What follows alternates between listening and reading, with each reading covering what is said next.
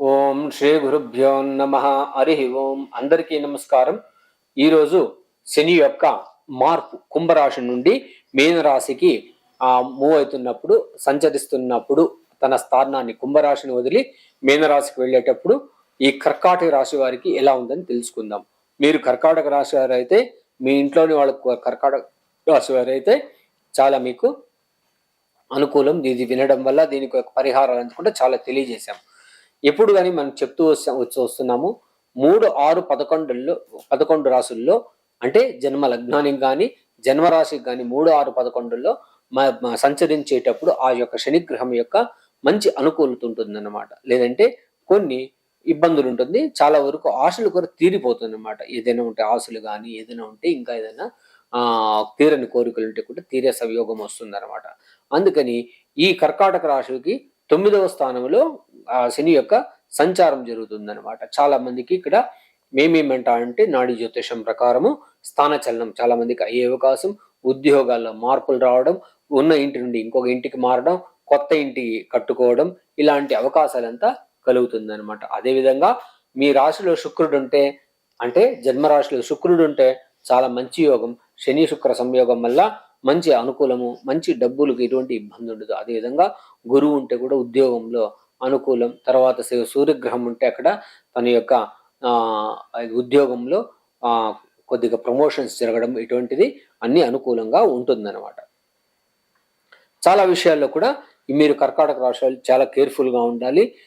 తర్వాత అదేవిధంగా 7లో కంటక శని అంటామన్నమాట. పెళ్లి విషయం ఇన్ని రోజులు కూడా అష్టమ శని ఈ కొన్ని దీంతో చాలా ఇబ్బందులు పడ్డారు అనమాట. కొంతమందికి ఉన్న ఉద్యోగంలో కూడా ఇబ్బందులు ఫేస్ చేసి చాలా వరకు తన యొక్క ఉద్యోగాల్లో ఇబ్బందులు పడ్డారని తెలుస్తుంది అనమాట. ఇప్పుడు వాళ్ళకు కొద్దిగా ఇది బ్రీతింగ్ టైం అనమాట. ఇప్పుడు కొద్దిగా శ్వాస గట్టిగా పీల్చుకోవడానికి అనుకూలమైన సమయం అని చెప్పచ్చు అనమాట.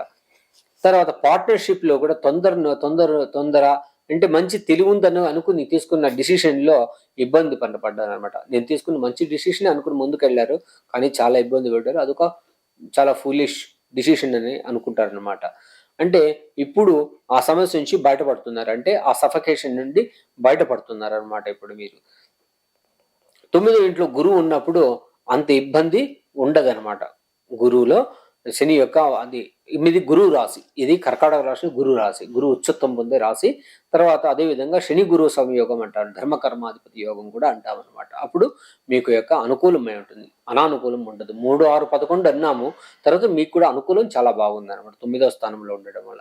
విశేషంగా పెళ్లి విషయంలో కూడా చాలా తెలివిగా డిసిషన్స్ తీసుకోవాల్సి వస్తుంది. తండ్రి ఆస్తుల్లో ఇబ్బంది ఉంటుంది. పిల్లల పెళ్లి విషయాల్లో కొంచెం కేర్ఫుల్గా ఉండాలి. తర్వాత దాని నుండి ఇప్పుడు ఆ కేర్ఫుల్గా ఉంటూ దాని నుండి కూడా బయటపడతారనమాట. తండ్రి ఆస్తుల విషయంలో కానీ మా తండ్రి వంశస్థుల యొక్క ఆస్తులు ఏదైనా ఇబ్బందులు ఉంటే ఇప్పుడు తెలివిగా బయటపడతారనమాట. తర్వాత తండ్రి మీ పెళ్లి ఎవరైనా అమ్మాయిలు ఉంటే, ఈ నక్షత్ర జాతకులు ఎవరైనా పెళ్లి ఉంటే తండ్రి ఉండే అనుకూలం ఉంటుంది అనమాట. తండ్రి పెళ్లి విషయాలకి ఎంటర్ అయ్యాడు అనుకోండి, పెళ్లి కొద్దిగా నిదానమయ్యే అవకాశం ఉంది. అందుకని ఏం చేయాలి మీరు అంటే, ఎవరైనా మీ మేనమామలు కానీ, చిన్నాన్నలు కానీ, పెద్ద నాన్నలు కానీ, ఎవరైనా పెద్దలను ఒకరి ముందు వేసి వాళ్ళతో మాట్లాడిన తర్వాత మీ తండ్రిని సీన్లకు తీసుకోవడం మంచిదనమాట. తర్వాత అక్కడి నుండి అనుకూలమైన పరిస్థితులుగా మారుతుంది. విశేషంగా తండ్రి ఇన్వాల్వ్ కాకుండా ఉండడం బిగినింగ్ స్టేజ్లో అంత మంచిది కాదు అని తెలియజేస్తున్నాం అనమాట. అందుకని కొంచెం కొద్దిగా హుషారుగా ఉండి పెళ్లి శుభకార్యాలు చేసుకోమని తెలియజేస్తున్నాం అనమాట. పునర్వసులో పుట్టడం చాలా మంచిది అనమాట. మంచి కోటీశ్వరులు అనమాట. అదే శుక్రవారం రోజు పుట్టడం పునర్వసు నక్షత్రంలో కోటీశ్వరులు చేసేస్తుందని కూడా చెప్తామన్నమాట. తర్వాత ఇదే నక్షత్రం వచ్చేసి పెళ్లికి వివాహ ముహూర్తాలకు మంచిది కాదని తెలియజేస్తున్నాం అనమాట. తండ్రితో చాలా అనుకూలంగా ఉంటాడు. తండ్రి మాట జవదాటరు, అంటే రాముడు పుట్టింది పునర్వసు నక్షత్రంలో కాబట్టి తండ్రి మాట జవదాటడు. అదేవిధంగా పితృదోషాలు ఉన్న నక్షత్రం కూడా ఇదే, అంటే తండ్రికి కార్యాలు చేయలేకపోతారనమాట రాముడు. మన అందరికీ తెలిసిందే. దానివల్ల కూడా పితృదోషం ఉంటుంది అనమాట. అదేవిధంగా పుత్రదోషం కూడా వీళ్ళకు ఉంటుంది, అంటే లవకుశులు సపరేట్గా ఉంటారనమాట. లవకుశులు పుట్టిన తర్వాత వీళ్ళు సీతాదేవితో కలియకుండా ఉండడము, వాళ్ళు సపరేట్ అవ్వడం కూడా జరుగుతూ ఉంటుంది అనమాట. అది అదొక ఇష్యూ ఉందండి. పునర్వసు నక్షత్రంలో ఎంత మంచిగా ఉందో అంతే అనుకూలంగానే ఉంటుంది అనమాట. అదేవిధంగా గవర్నమెంట్ రిలేటెడ్ ఏదైనా జాబ్స్లో కానీ ఏదైనా పెద్ద ఉద్యోగాల్లో కానీ ఉండడం ఉంటుంది. మీదే మనం మంచి డిసిషన్ తీసుకుందామని మాత్రం అనుకోకండి. కాస్త అది బెడిసి కొట్టే అవకాశం ఎక్కువ ఉంది. రాంగ్ డిసిషన్ అయ్యే అవకాశం కూడా ఉంది. మీరు ఎక్కువగా ఏం చేయాలంటే వేప చెట్టు కింద ఉన్న అమ్మవారిని కానీ ఆరాధన చేయడం చాలా మంచిది. అదేవిధంగా ఈ రాశిలో మెయిన్ నక్షత్రం ఆశ్లేష నక్షత్రం అనమాట. ఆశ్లేష నక్షత్రం వాళ్ళకు చాలా బుద్ధి కుశలత ఉంటుంది అనమాట. మంచి జ్ఞాపక శక్తి ఉన్నవారుగా ఉంటారు ఆశ్లేష నక్షత్రం వాళ్ళు. వీళ్ళే ఎక్కువ ఐఏఎస్లు వీళ్ళే ఎక్కువగా పనిచేస్తారనమాట. వీళ్ళు గవర్నమెంట్లో పెద్ద రాజకీయ నాయకులు, ముఖ్యమంత్రులు, తర్వాత ప్రధానమంత్రులు కూడా వీళ్ళు సలహాదారులుగా ఉంటారు. మంచి నేర్పరులు మాత్రం చెప్పచ్చు అనమాట. వీళ్ళు మంచి సజెషన్ ఇచ్చేవాళ్ళుగా కూడా ఉంటారనమాట. ఫారిన్ సంబంధించిన విషయాలు అనుకూలం ఉండదు. కేర్ఫుల్గా ఉండాలని మాత్రం తెలియజేస్తున్నాం అన్నమాట. ఎవరిని ఇబ్బంది పెట్టకూడదు.